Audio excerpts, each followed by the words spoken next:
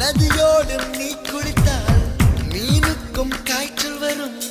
உன்னை தொட்டு பார்க்கத்தான் மழை குதிக்குமே. பூகம்பம் வந்தால் கூட